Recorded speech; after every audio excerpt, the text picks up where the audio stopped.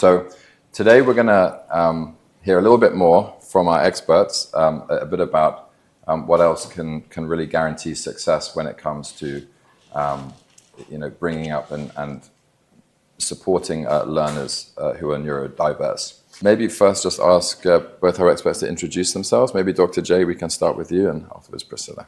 I'm Dr. J, Sarunporn Sirikietsong. Let me share a little bit about my background. So I found my passion in psychology early on. So after high school, I majored all in psychology. I did all my education, higher education in the United States. For my master, I got a master in clinical psychology with an emphasis in marriage and family therapy. And I provide comprehensive psychological and neuropsychological evaluation and work with families, with couples, and I also provide psychotherapy for treatment. Priscilla, thank you. I'm Priscilla Leighton, and I'm with an educational consulting LLC called Grace and Grow. I have 20 years of experience in education with 12 years in international education as a teacher, as a trainer, and as a leader. I have a master's in special education, and my work really focuses on what do international schools and international school teachers do after we receive a psych assessment.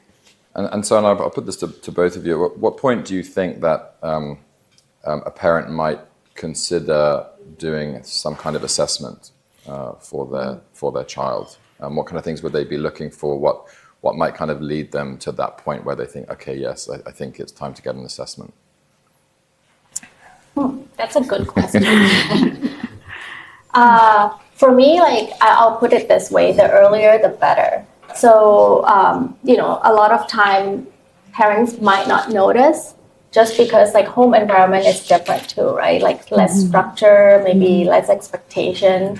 So you might not see a lot of issues, or maybe some of the problems or issues might not be seen as severe or intense compared to school setting.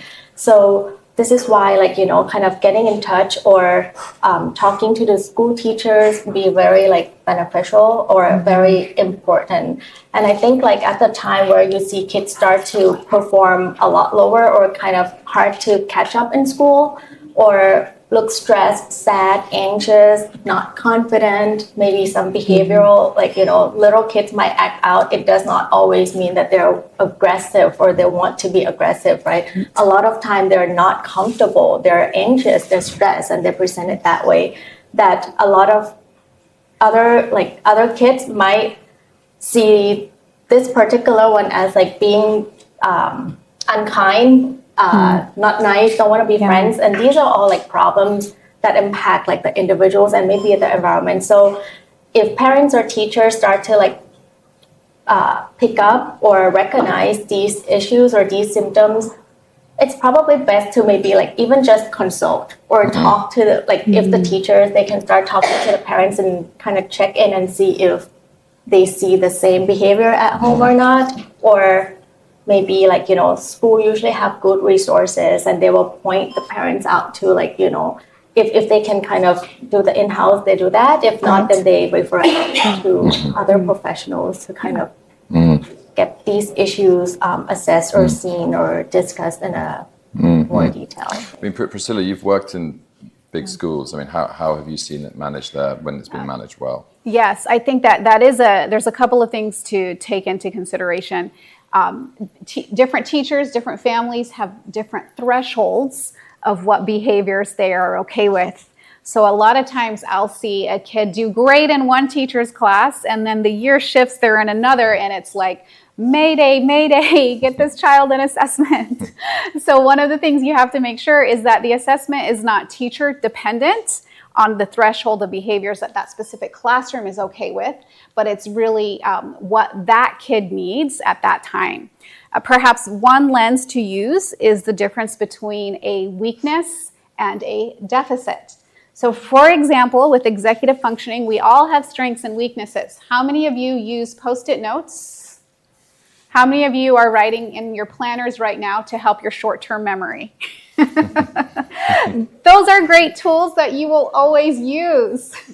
You probably don't need to go get an assessment for short-term memory for using Post-its. So that would be perhaps a weakness. It becomes a deficit when it interferes with your daily functioning of the day. So if a student's weakness is such that they can't get through the day without support, that's when I would look at an assessment. So that's one key is weakness versus deficit. The other one I would look at is a gap. You were talking about a child not wanting to be mean. When there's a gap between potential and what you're actually seeing, there's something getting in the way of a child reaching their full potential. That's when you're going to want to get an assessment.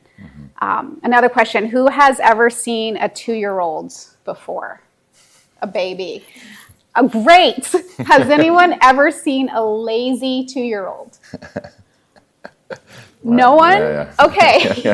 No one. So I don't believe that children are born lazy. I don't believe a child wakes up in the morning and says, I want to experience failure today at school. I want to give my teacher a hard time. I want to forget my homework. I just don't believe that's true. I believe there's something getting in the way of them meeting that success. If you're familiar with Dr. Ross Green, he has a fabulous book, Children Who Can Do. So when you have a child who wants to and isn't because they can't, that's when I would really seek outside support or an assessment. Excellent. Okay, so assessment, it's a long word, and I think when a parent who might not be expecting this gets told, okay, we're going to do an assessment, they might think, oh my God, well, what does it actually look like? So, Dr. J, what is the process for a psychological and neuropsychological assessment? What's actually happening?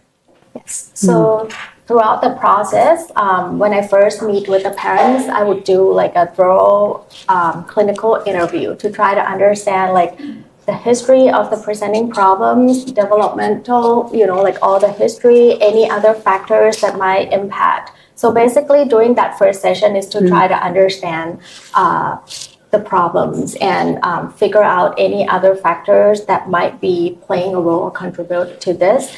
Then I'll explain to the parents about like, some of the assessments or the battery that I use. And so since it's a comprehensive evaluation, based on the referral questions, I'll pick and choose, but we do have like a standard test where I would use like intelligent assessment, like IQ test, to kind of establish like that baseline for that individuals compared to their peers, their age and educational level, right? And then achievement test that will look at their other brain functions like verbal and visual memory, like the way they learn short-term memory and all of that. We do have like, I do include tests that look at their emotional functioning. So, these can be like rating scale standardized, have parents rate or teachers, and so a lot of time the kids themselves as well will rate that. And also other behavioral forms. So emotional, behavioral, objective measures like IQ tests, achievement tests, and cognitive in the memory area. And could you tell us a bit about, the age levels that you're able to assess, and also how long do these take? Are they being done in a clinical setting or in a classroom?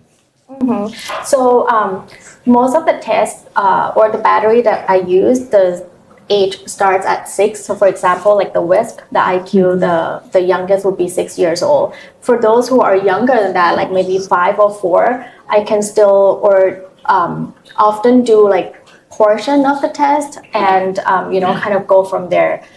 And the process, so the initial process will be like a session, like 60 minutes talking to the parents. It can be longer, and the testing itself can be broken down into multiple sessions depending on how long the kid can last in a session. Sometimes it's easier for them to do like 2 sessions just because of like the energy level and attention span, but 2 hours or more, 2 to 3, sometimes 4, it depends. And then after that, I will put everything together, score, do the interpretation, write up a report, and then we have like a feedback session with the parents.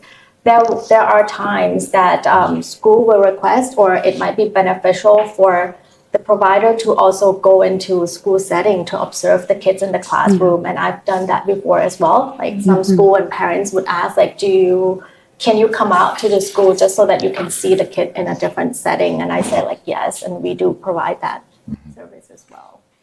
Okay. And Priscilla, why do you think schools are, really looking, sort of mandating these a lot more now? A lot of the time, parents are actually requested by the school, okay, please go and get an assessment done. It might not be coming from the parents. What's really behind, I think, what do you think is behind the schools asking to get these assessments done? So the motivation behind a request Right, for an external assessment or a psychological assessment. That's a great question. I think that's a really important thing for parents to understand is why do we need this test and what happens after we get it. So for me, on the receiving side of these assessments and on the requesting side, what it is it's information, and information is power. It helps.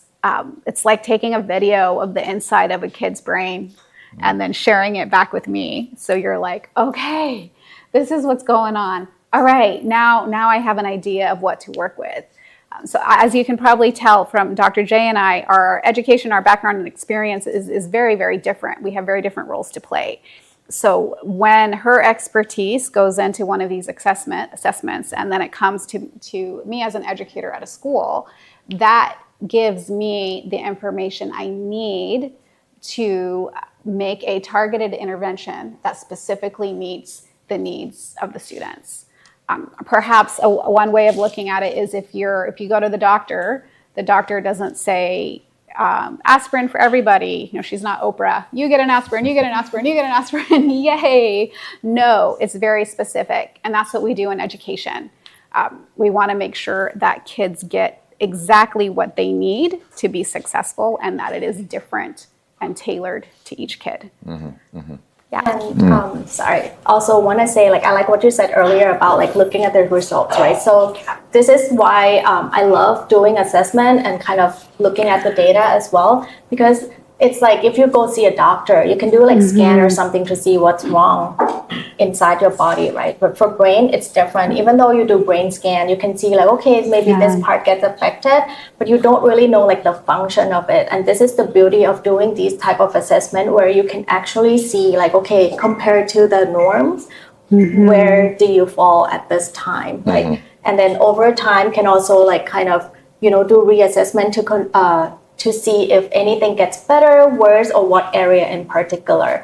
And so I think it's important. And when, these scores or report get sent to the school, and then they can look at and see what kind of accommodation and services. At the end of the day, I do believe that we all have a way to get from A to Z, right? We have that destination. Not all of us will have the same way. Some of us might choose to take a different way and get there. Some of us might take a little longer. We just have to understand how our brain works, how we work with the information. And this is why doing this can help kids learn their way, learn about themselves, learn their way to get to the destination. Don't get discouraged or feel I'm just not good, I'm not smart. That's not true, right? We all can get there. Yeah. So really diagnosis itself is not the goal.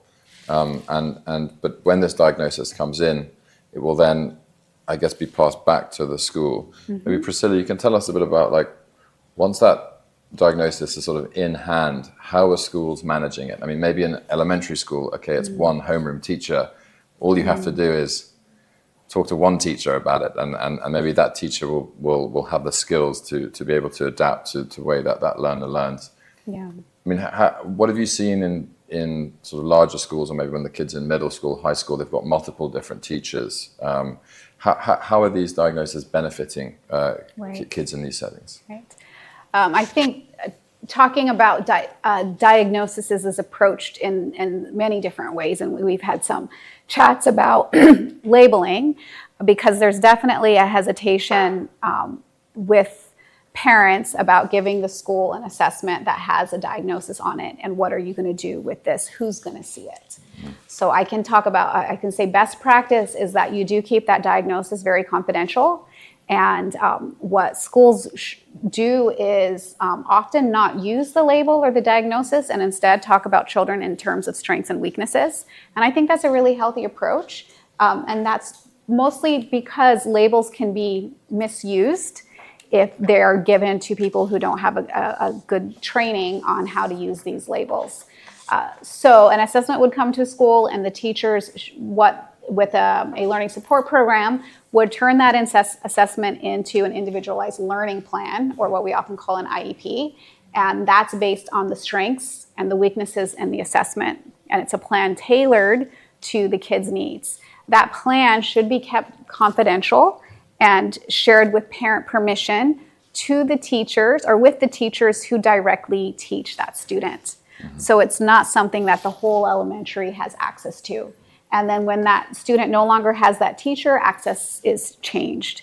And that information, I think, best practices is presented to teachers in a variety of ways. They have a document, but they also have face-to-face conversations with the learning support teacher, who explains how the weakness impacts the child in their classroom, in that context, in that day. So like a phrase we often use in learning support world is from Dr. Stephen Shore, who is a professor in the US who also has autism. And he says, if you've met one person with autism, you've met one person with autism. And that's an example of why we want to be careful with labels. Mm-hmm. Yeah, I mean, this question about labels, I mean, have you come across any, like, what are the best practices in schools with, the way in which they manage this labeling and talk about neurodivergent profiles? Is there any schools you've seen do this well? I think, yes, I think there's a lot of approaches, and I think I love to use the example of thinking of labels as like a tool or a power tool. So when you want to give a power saw to someone who doesn't know how to use it, in the same way I want to pass out information about labels to educators who don't have training in it. So in a conversation with Dr. J about a student who she's done an assessment with, if she were to share the label with me or the diagnosis with me, that's very helpful information for me as an educator, because it tells me the learning profile of the kid, and it also directs me to which set of strategies I use. And I understand that not all strategies are going to work with every kid, but it certainly points me in the right direction. And that's a huge help for me. As far as how schools handle it, I think schools handle it well when the trained learning support teacher, in collaboration with the psychologist, has a conversation about diagnoses, has a conversation with parents. But then with the educator community, the focus of the conversation and the documentation is really around strengths, areas of support, and then most importantly, strategies in the classroom to help the student. Yeah. Okay, I'm going to take us into maybe potentially a bit of thorny territory now, and that's at ISB, I see there's basically two types of students. They're the students that really come in very young, maybe age 3, and before an assessment can be done, and then a little bit like we've spoken about now, we've seen something in the classroom, and we've kind of made a decision to get an assessment done. What I can also say is in Bangkok, there's another type of student, which we see a lot at some large international schools, which we call the churners. So, I'd say within 5 years, a large number of students at schools with a lot of expats have churned out, and they've gone and they've moved somewhere else, and they're now applying for a school somewhere else in the world. So globally mobile families, especially.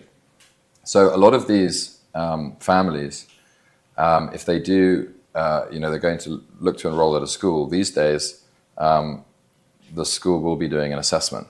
Or they'll be asking a parent, well, does this child have any learning challenges? And they'll expect that to be declared at the point of admission or when the application is being done.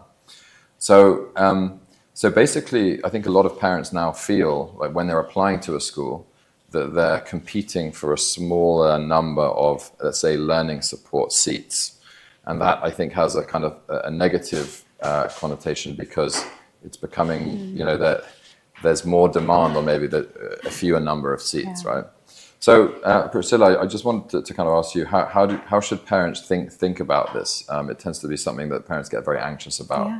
How should they be thinking about it? Yeah, I understand that anxiety that parents have, and there was an excellent article circulating in the international community about last year where parents were sharing that when they apply for international schools, they feel pressure to actually hide their child's learning needs, and they're afraid that if they're open and honest with the school, their child will not get accepted. And at the end of the day, we need schools for our kids. So I understand that completely what a parent is going through. My advice to parents on that is taking a step back and thinking, what is best for my child? What kind of school does my child need? If information is withheld from a school and a child is admitted to a school that does not have the resources and capacity to support that child, at the end, that's not really helping anyone. So I do encourage parents to be honest with schools in the admissions process. What that communicates to the school is that the parent is seen as a partner in the education, and we're going to work through it together. One strategy to be open about is saying, I understand that my child does have some additional needs. If you find that your school does not have the resources to support the needs of my child, as a parent, I am happy to find those resources at a clinic in Bangkok and take my child to that clinic, or do reading intervention online or speech and language therapy online, and present yourself as a partner with the school and educating the child. I think schools want to work with parents that are easy to work with and understand their kids and happy to accommodate. And Dr. J, you've obviously done many assessments for kids, and I guess you've also seen them after the assessment and continued to work with them in a kind of a clinical capacity. How have you seen the assessments you've done benefit kids? Yeah, I think it's very beneficial, especially with what Priscilla said earlier. I do encourage all parents to share the report with school personnel so that they can, school can help plan accommodations and support that they need in the classroom setting. Now at home setting, I work with them at home. So again, for me, it's all about this collaboration. We all have different specialty. So I do my area, let's say Priscilla, she has her area, the school and all of that. And we all have to work together to help create that safe and supportive environment for kids, right? So first, with the results, that's the first step to get the support and get the services or accommodations. Now, continue working with parents. I can see, we talk about some strategies that parents can work with the kids at home, some structure. At the same time, talking to the teacher and see what the kid already has or can have at school. Now, I usually tell parents too that, the recommendations that I provide in the report will be some guideline or something that I find beneficial for the children or for that kid. But at the end of the day, I can speak to the teachers, to the school, and see what they think, because I don't know what school services, what they can provide for the kids, right? So this is why, I do see the change or great changes over time, and I see more of the collaboration teachers or school counselors. Talk to them on a regular basis or check in with them, and then me as a provider talk to the school too if the parents give consent and allow, right? So it's kind of we work as a team, and parents know okay, they don't just kind of being left out there with results and don't know what to do with that. And Priscilla, you've probably seen students that maybe were rejected, or their applications were rejected. And I think this can hit parents quite hard, especially, I see a lot of parents that are alumni of the school, right? Yeah. And how should parents look at that kind of eventuality? Yeah. That's very hard. I think especially if there's other siblings are at that school as well. It's very difficult. I would encourage parents to look at their child, appreciate their child for who their child is, see their strengths, see their areas of extra support, and not give up in searching for a school that does match their child's needs. I think there's, like in Bangkok alone, I think there's over 250 international schools. It's statistically improbable that every school works for every child. So if a school doesn't match your child, don't try to change your child to match that school. Your child is wonderful just the way your child is. I would encourage you to find a school that is willing to match your child's needs.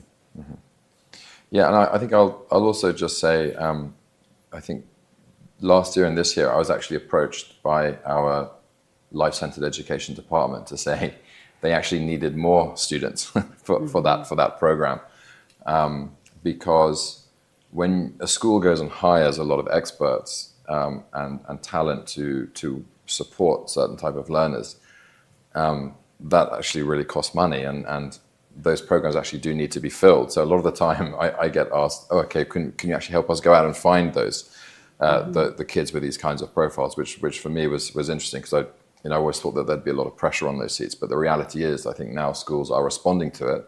They're bringing in the talent, and now they actually are in a situation where we actually need to find kids now for these programs. So it's not always cut and dried, like, I'm going to be competing for a smaller number of seats. No, well, those seats are available, and not everybody needs them, as well. So I thought I'd put that in there from a school perspective. Yeah. Okay, so I think we can soon maybe pass over to the floor. A lot of interesting topics we've discussed today, so I hope there's some interesting questions out there. But I think before I do that, maybe I'll just invite you both to maybe give some of your closing comments. What are some of the ways in which schools and families both together can support neurodivergent students without making them feel singled out? I mean, what do you really see as this kind of best practice of, managing, parents, clinicians, teachers? What are those kind of best practices that you're seeing? Either one of you could go first. Up to you. I'll go first. And I think for me, to help parents understand that, it's okay that your kid works differently or have neurodivergent brains, right? It's not, a lot of time they will say like, oh, that's bad, or, like my child has problems or something. I would like to help them, or continue to help them understand that, like, the different is okay. Like, we all are different. Like I said earlier, that, like, we all have our potential. We don't have to, it's hard these days not to compare, right? And I think kids in school are quite competitive too, and they experience a lot of stress and pressure, and they don't feel confident because they're like, I'm not as good. And for me, just really emphasize on, like, you're different, and we all have different way. We all can get there as well. And just accept the fact that, understand themselves, accept the help and support, and be okay with that. Like, normalize that. We don't want the kids to also develop like other issues, like I said, like anxiety or, depression and all of that later on. So help them to be themselves and encourage them to learn the way they learn. Yeah. I love that. That there's nothing wrong with your child, but appreciate your child for who they are. And I think for community members, being in the classroom, I often feel like we cannot have inclusive classrooms if we do not have inclusive communities. So don't put it all on the teachers and the schools to be inclusive. What about your community? When there's a birthday party, did you remember to invite every child in the class, not just the ones that are easy to have over? When your children are making friends, how are you encouraging them to relate with kids who are different?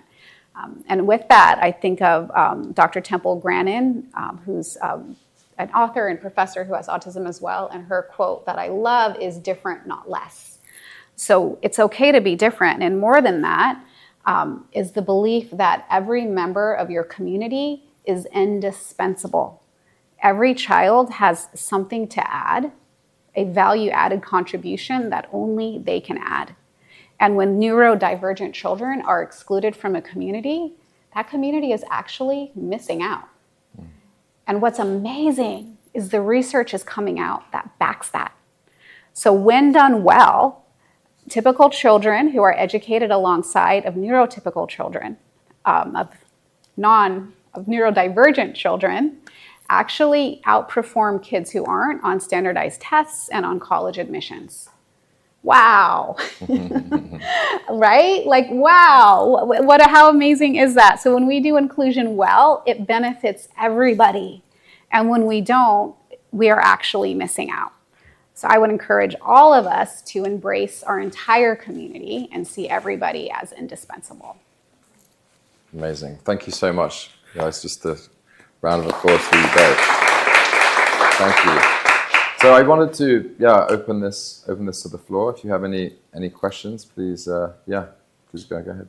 And it'd be great if you could introduce yourself as well to the group. This is a group small enough, I think, for introductions.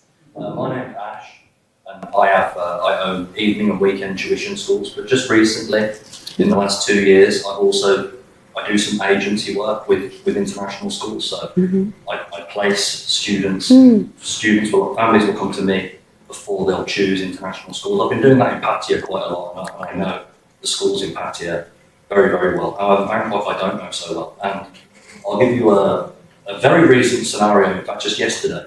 So since last week, I've been working with a family. The 2 students go to rugby school in Pattaya.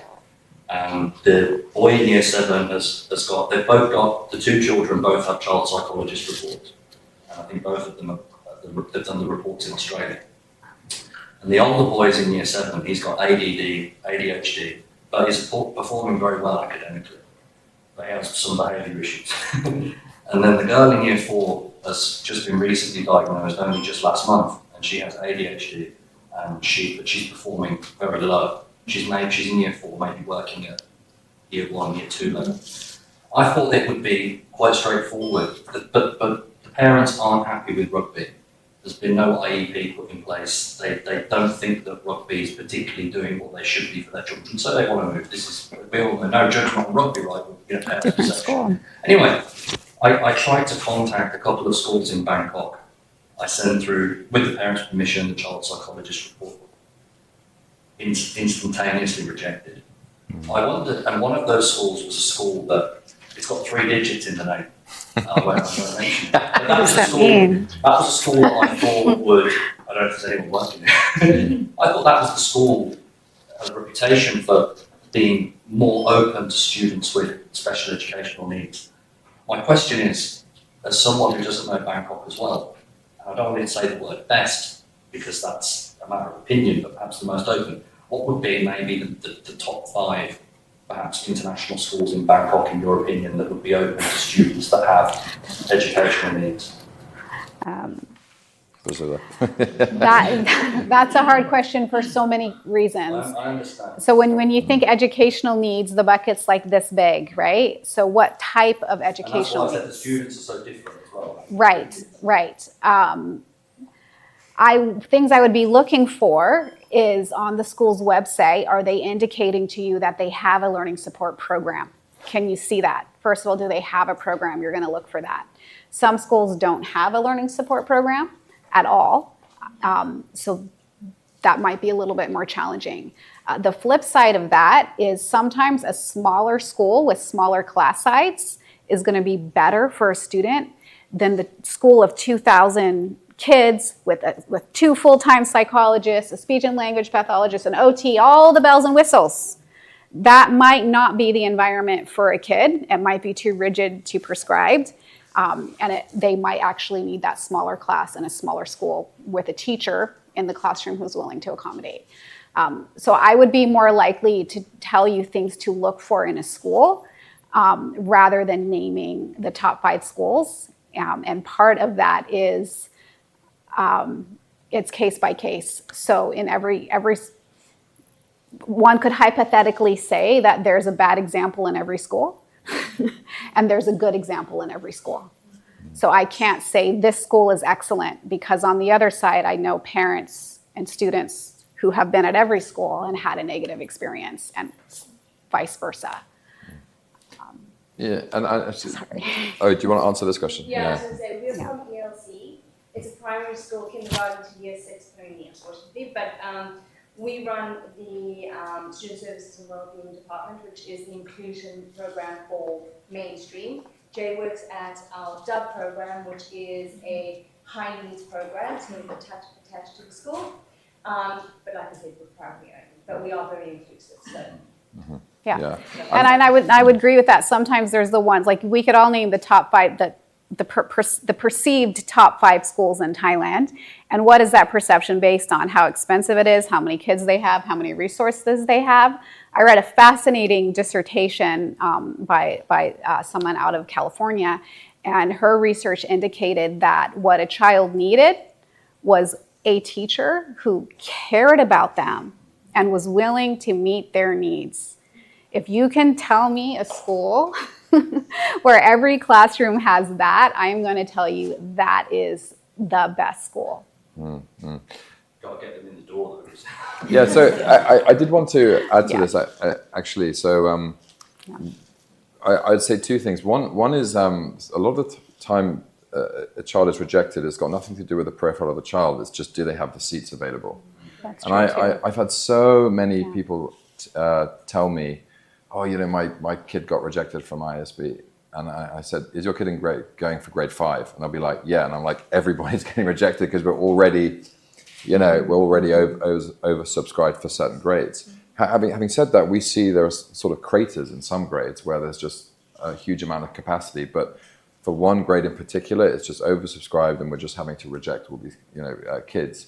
And I think certainly for kids with special educational needs, they are, in some cases, they will be going for a smaller number of seats. And they're being rejected not because of the needs that they have. It's just the expertise recruited. There's only a certain number that they can really serve. So I would say that's one thing. Another thing I would also mention is around behavior. I think in Thailand, international schools really struggle to deal with kids with behavioral issues.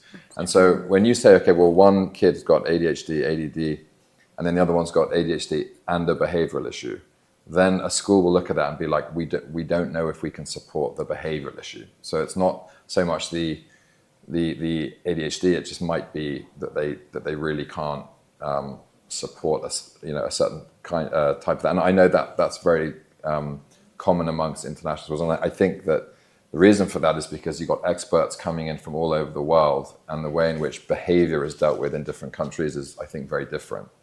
So I know that that's a particular issue that I struggle with. However, there will be some schools that will be able to do that, but we might not have heard of them.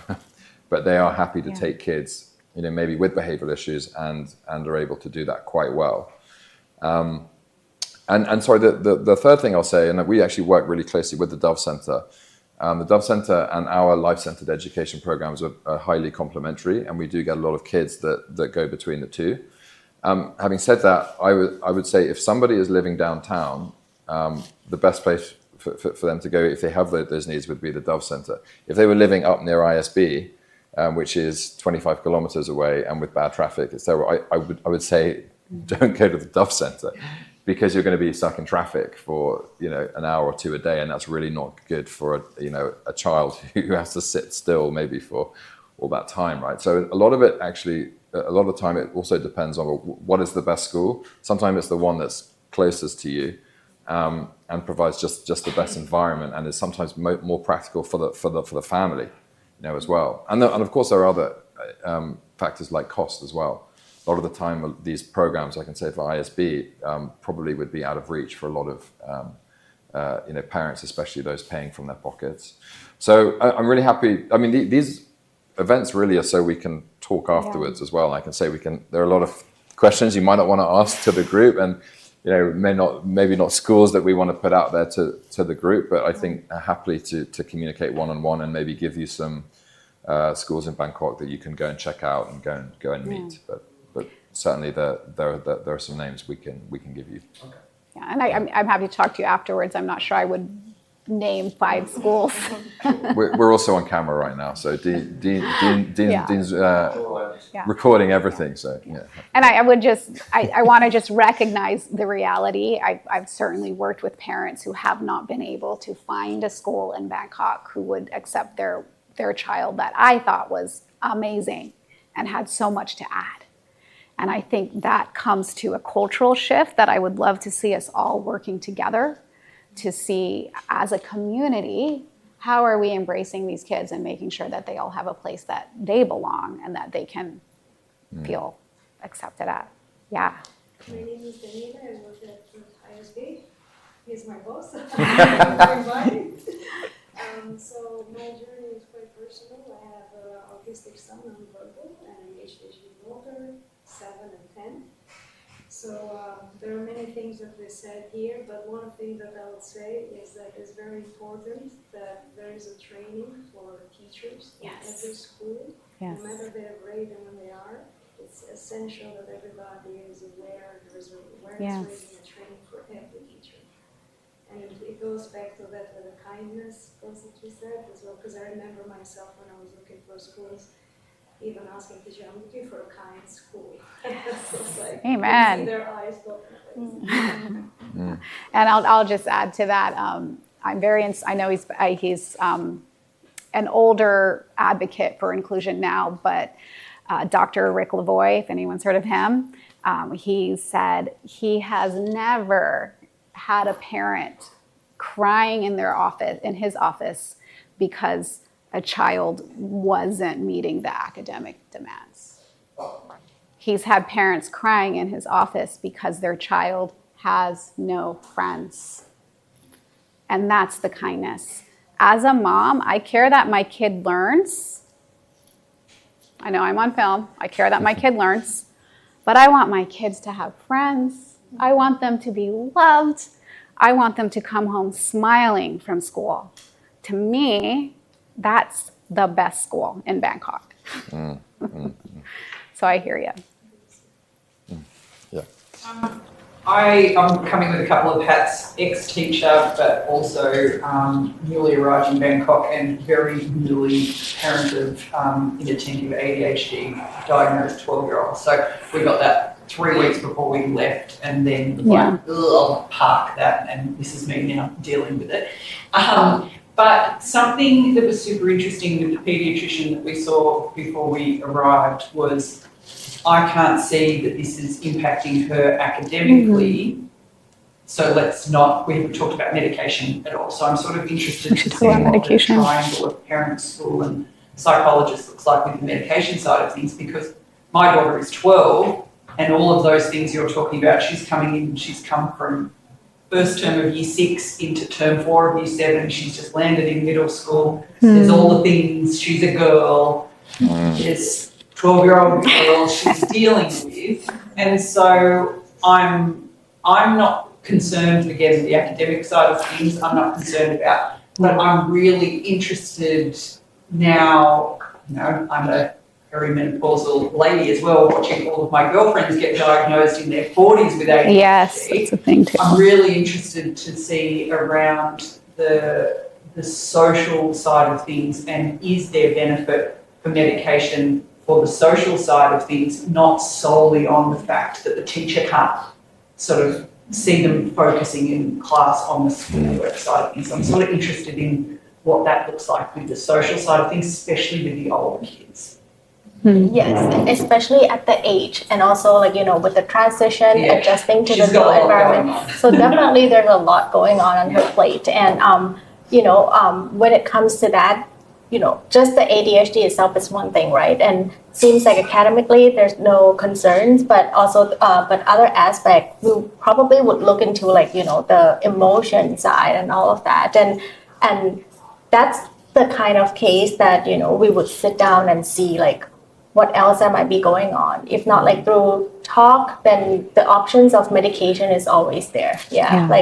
I mean, at the clinic, we always kind of work closely with the general practitioner. We have psychiatrists now that if there's a case that, let's say, parents would love to explore that option, and if the symptoms are severe enough to affect many different areas, or maybe, start with one, causing another issue, then we would talk about like, okay, are you open to maybe explore medication to see if that's helpful or beneficial at all? And then the medication side, I mean, out of my scope of expertise, and I would refer to psychiatrist or GP to kind of go through the options with the parents. Yeah.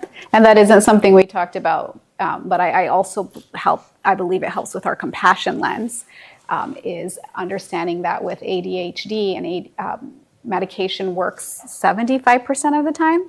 That's right. Right? So it's almost like you have a child who's struggling in class, and you go up to the child and say, can you try harder and focus? Well, if the child comes to you and say, I have a fever, would you say, could you try a little harder to get that fever down? I'd like you to really focus on that fever and get it down to the normal range now. We would never do that. So just be cognizant of that. If medication works 75% of the time, there's something going on there that's worth you looking at. Just one more resource that I could share with you later. Jeff and Kathy McNair, professors in a university in California, are exploring the concept and advocating for what they call social ramps, sharing that we do so much in education to help kids bridge the gap with their academics. What are we doing to help them bridge the gap socially? And I'm going to ask, because of maybe what happened during the pandemic and lockdowns, do you think that there has been, have social skills of a certain cohort of kids been affected, would you say? Yes. Are you seeing that? I mean, maybe in the work that you do in your patients, I mean, are you seeing there's a certain age group which are kind of presenting with challenges? Definitely. I think like during that time when, lack of social interaction, and the young kids who around the time where they have to learn to kind of like, play and develop that social side of it can get affected like very hardly. And from the clinical space, during that time, a lot more referral of ADHD as well. And not necessarily like they all have ADHD, but there's so many things that can present or, affect the attention span or the behavior. And that's why like it's very important to kind of go through the history and look very carefully and see like, is it really like ADHD? Is it really like, certain things? Because in mental health in general, symptoms overlap so much. And, and that can lead to like treatment later too. Interesting. Yeah, agreed. Any other questions? Oh, no. We work in a Thai school, but in an international program. So the kids that we're a very new learning support program in the school because we're just going into inclusivity. So the problem that I've encountered so far is when a child who has a psychological report is, say, aware or say hyper aware of her condition, they kind of like use it as an excuse to get away with work or work less or underperform. How should we address this? Should we just like let them have it their way, or how can we deal with this effectively? So this is again, I think when it comes to this, it's also like helping the educators or that setting to understand that, yes, the child has a formal report stating like what kind of accommodation or will be beneficial for them, right? But it doesn't mean that they can all get away with like everything. I think like pushing a little bit, helping the child to also understand and set the good expectation and structure can be, I like to think of it this way that like, and I tell like adults as well, that we don't want to go from dysfunction to disorder, something like even like for physical too, right? Like if we hurt something, we still try to kind of work on it and get better. We don't want to just leave it there, not doing, use it as an excuse, and things will just get worse. Right. So I think like kind of help the child empathize, validate the struggle, of course, but also like encourage. And we can set, normally one of the thing or common things that parents find helpful, or the teachers too, is to kind of break things down to smaller chunks, right? Even as adults, thinking about what we have to do in a day, it's overwhelming. Even though some things might just take like 2 minutes, but when it's like in our head or something, or when we think about like everything that we have to do, it's just too much. If we break down, write things down, and kind of look at it and plan, it's easier. So maybe for the student, for the kid as well, you know, the expectation is that you have to get it done. Maybe you can include that child also and ask like, how would you like to get this done, right? There's no option of not doing. Right. You have to do it, but how would you like to get it done? Because sometimes we think that they can do it. Maybe for them at that time, they just cannot, right? Like 10 minutes for us might be like so short, can do it. For them, 10 minutes, that's like forever. So you might want to ask them like, okay, it's okay, how would you like to get it done? Include them into the process of making decision. I think the motivation will go up. Excellent. Yeah, I agreed, for sure. And I think what you're talking about is so important, and how it might play out in a school is having the child write their own goals and be a part of goal setting. What would you like to achieve? This is where you need to be. You can have choice in how we get there, but this is where we're going. And I think the other thing you mentioned is motivation. So what you're trying to assess, which is really hard, is this a motivation challenge or is this a skill challenge? And your bucket of strategies for a skill challenge is very different from your bucket of strategies for motivation. And if you're not sure if it's motivation or skill, always err with skill. Because like I said, I don't believe 2-year-olds are born lazy or born not wanting to be successful. And yes, like all of us, we can all be little punks and just not want to work one day. I get that too.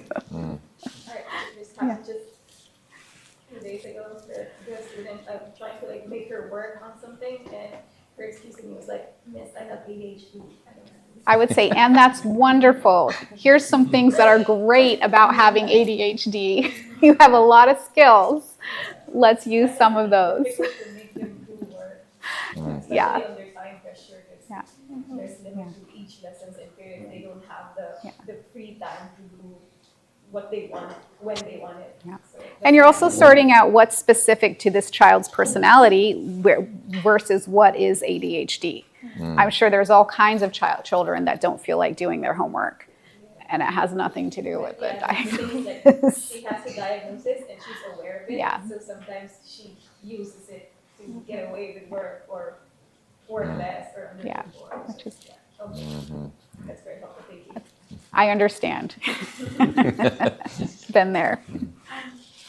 You mentioned that assessments should be earlier the better, but formal assessments start at around age 6. Is that correct?